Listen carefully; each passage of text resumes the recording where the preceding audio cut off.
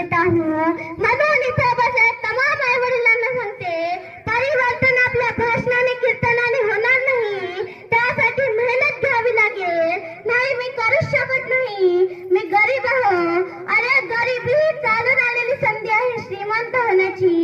आपण माणूस म्हणून जन्माला आलो, काही करू शकतो. आज आई वडिलांच्या लाडानं लेकरं वाया जात आहे.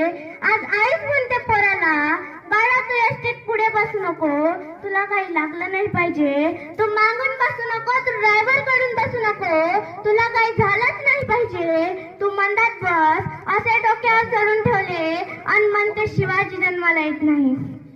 अहो माता माय शिवाजी